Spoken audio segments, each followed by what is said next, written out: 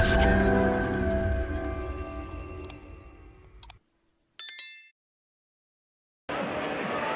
and gentlemen, this next bout of the evening takes place under 72 kilograms. Please welcome first making a walk to the ring, fighting out of the blue corner. Representing Carryduff Muay Thai, Nick Elliot!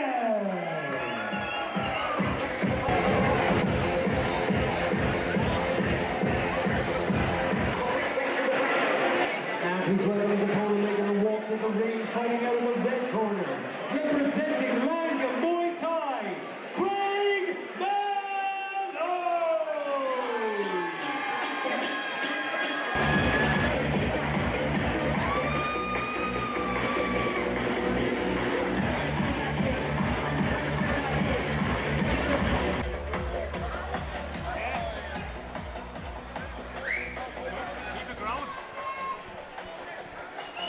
So we have a 72 kilogram contest between Nick Elliot, who you'll see wearing the red trunks. He's representing Carryduff Muay Thai, and he's squaring off against Craig Malone of Langka Muay Thai. Elliot leading with the kicks early. Oh, I like to see that lead leg teep followed by sharp hands. He's maintaining distance as well, both fighters.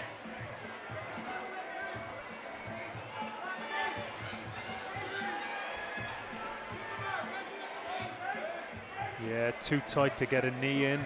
Rightly so, Lar breaking it up to keep the action going. Came in with the overhand right there, Elliot, and he loaded up, didn't he? It was great timing.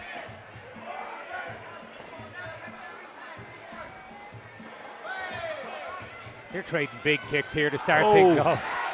Bit of a stumble, bit of a gate stumble there by Malone. Let's see if that had an effect on him.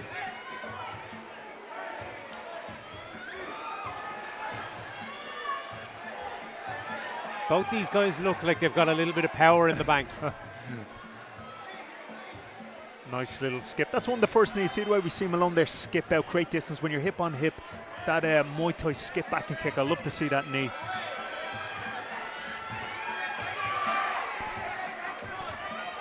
Oh, great hip turnover on the kick there by Elliot.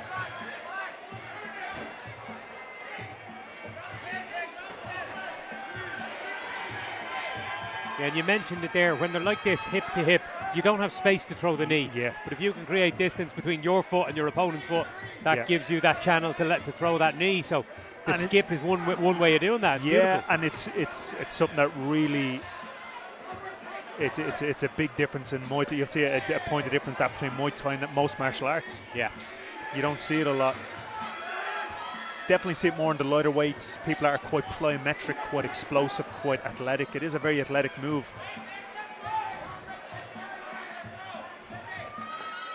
Yeah, a bit of elegance combined with a bit of devastating power. You can't beat it. That's what martial arts is about. And then Elliot.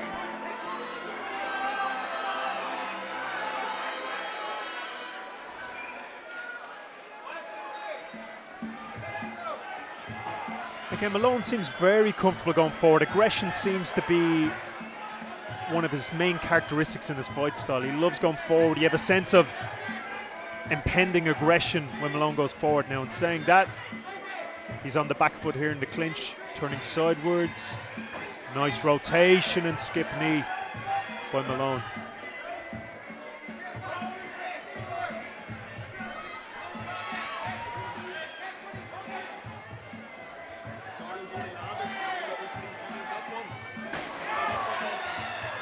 Elliot attempting that nice right kick again.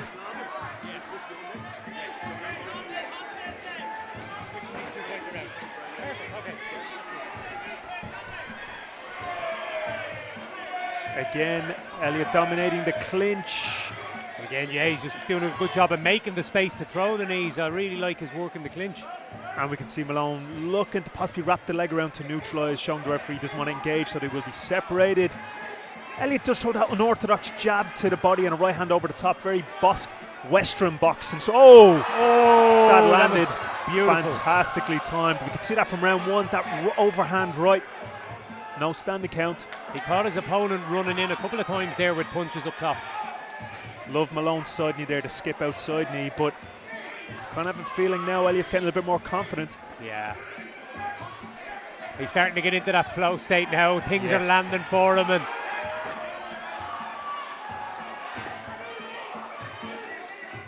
takes that extra moment to get the space to land the right hand over the top.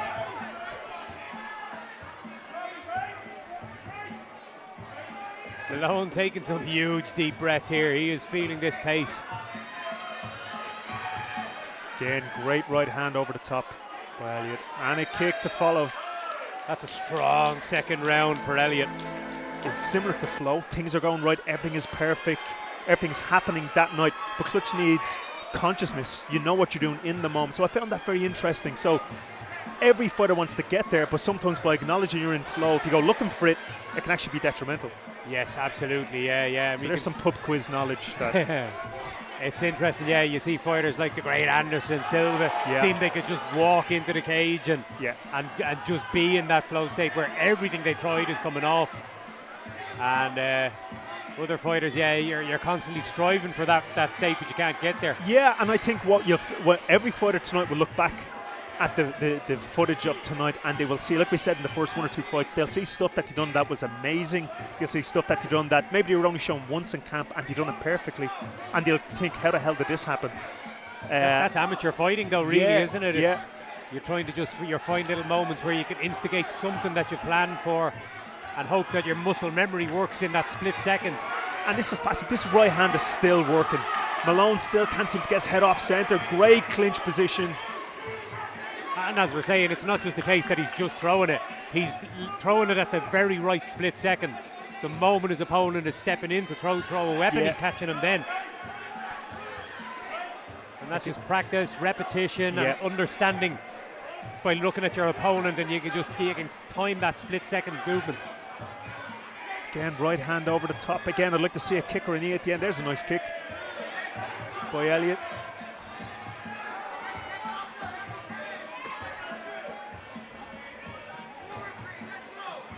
See Malone breathing heavy out through the mouth. Yeah, and his movements are a little more laboured in this third round. He's expended a lot of energy. It's been a war now, to be fair. Absolutely. And there's still a bit of snap in Elliot's shots, like not as powerful as maybe we'd like it. He starts working his way up the rankings to C-Class Pro, but fantastic work rate and a little bit of velocity, a little bit of snap in his shots. Makes me think slightly lower on the lactic threshold than Malone. Yeah, and I love to see good timing. Yeah. You know, and it's a difficult thing to learn, isn't it? Ladies and gentlemen, your winner after 3 rounds by unanimous decision,